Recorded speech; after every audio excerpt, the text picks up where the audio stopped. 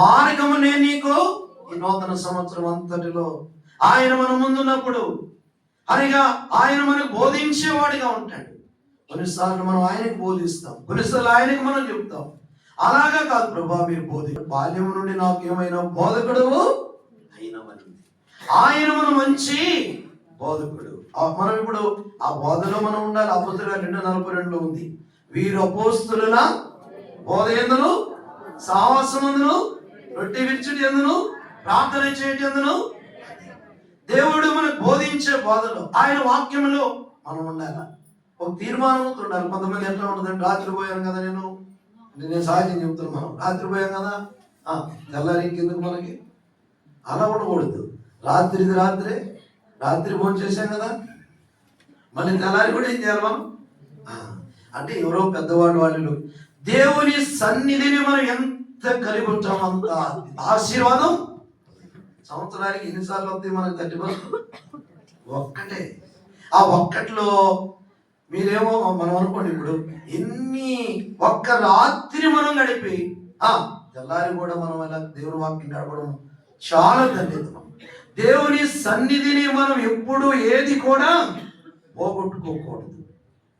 వారికి ముందు వెళుతూ అని వాళ్ళకి బోధిస్తూ అనేక సంగతులు చెప్తా వచ్చాడు. మన ప్రభు మనకు ముందు ఉంటే మనకి బోధిస్తూ ఉంటాడు, మనకి చెప్తా ఉంటాడు ఎలా నడవాలా, ఏం చేయాలా. చదవడం 32:8 నీ మీద దృష్టించి నీకు ఆలోచన చెప్పేదను, నువ్వు నడవలసిన మార్గం నేను నీకు ఎలా నడవాలా, ఎటు వెళ్ళాలా, ఏం చేయాలా అనేది ప్రభుని అడిగితే ఆయన బోధించి మనను చక్కని మార్గములో ఆయన మనను నడిపిస్తాడు. 107:7 ఉంది, వారొక నివాసపురము చేరినట్లు ఆయన వారిని చక్కని మార్గములో నడిపించాడు. Psalm 107:7 చేరినట్లు చక్కని త్రోవలు ఆయన వారిని, ఆయన చక్కని త్రోవలో 32:8 దావీదు నువ్వు నా బోధకుడు వైపు అన్నాడు. 32:8 సామ్ చూడండి, అదే మాట మనం చదివి నీకు ఉపదేశం చేసేది నువ్వు నడవలసిన మార్గమును. కాబట్టి మనము ఆ మాటలు మనం వింటూ ఆ బోధలో మనం వెళ్ళాలి. ఆత్మీయంగా ఎంతగా ఈ నూతన సంవత్సరంలో ఆ ప్రభుకి ప్రాధాన్యత ఇచ్చేది మనం నేర్చుకుని ముందుకు కొనసాగాల. పిల్లరా ముందుకు మనం నడవాలి. అనగా 30:21 చదవండి. 30:21 యెషయా గ్రంథం 30:21 మీరు కుడి తట్టైనను ఎడమ తట్టైనను తిరిగి నిడలా ఇదే త్రోవ నా నడువుడని వెనక నుండి ఒక స్వరము, వెనక నుండి ముందు నుంచి ఆయన స్వరం మనము చక్కగా వెళ్ళాలని దేవుని ఉద్దేశం. రోజున ఆయన మనకు ముందు ఉంటే మెత్తగా ఉండాలి స్థలాలు, ఆయన ముందు ఉంటే ఆయన మన జీవితంలో మేఘ స్తంభముగా ఉంటాడు. మనకి ఏ బాధలు కష్టాలు రానేడు.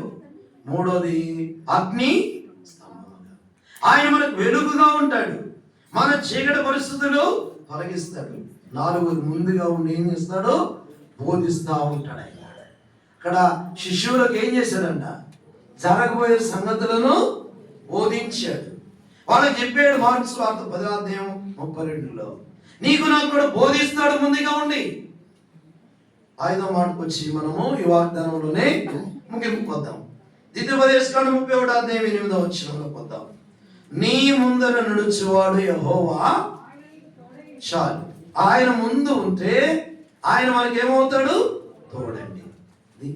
ఆయన మనకు ముందుంటే ఆయన మనకు తోడుగా ఉంటాడు. ఈ ముందు ఉండడం ద్వారా మెట్టగా ఉన్న స్థలాలన్నీ కూడా సరళము, మేఘముతో ఆయన మనలను కప్పడము లేక మేఘము అనగా క్రింద మనం ఉంచుతాడు. తర్వాత వెలుగును మనకు అనుగ్రహిస్తాడు, మనకు బోధిస్తాడు. తర్వాత మాట ఏంటి, తోడై ఉంటాడు. ఆయన ముందు ఉండాలి. ఆయన లేకపోతే ఆయన తోడు మనం ఏమాత్రము పొందలేము. నేను మీకు ముందుగా పోవచ్చు అంటాడు. నీ ముందు నడుచువాడు యెహోవా, ఆయన నీకు తోడయ్యుడు. మరి ఆయన మనం ముందున్నాడా, లేకపోతే మనము మన జీవితాల్లో అనేకమైన వాటిని కలిగి ఉంటున్నామా ఆలోచన చేసుకుని అనేక నూతన సంవత్సరంలో ప్రభువును మనము ముందు కలిగి ఉందాం. అప్పుడే మనకి ఎన్నో దీవెనలు ఆశీర్వాదములను మనం పొందగలం. ప్రభు అంటాడు, నా గొర్రెలు నా స్వరము. యోహాను సువార్త 10:27-28 వచ్చిన చూడండి. ఆయన ముందు ఉంటే ఆయన స్వరం వింటాము, మనం క్షేమముగా ఉంటాం. చదువు వినును ఎరుగుదును అవి నన్ను వెంబడించును, నేను వాటికి నిత్య జీవము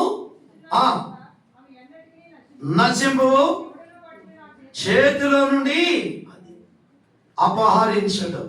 నా గొర్రెలు నా స్వరము ఆయన ముందు ఉంటే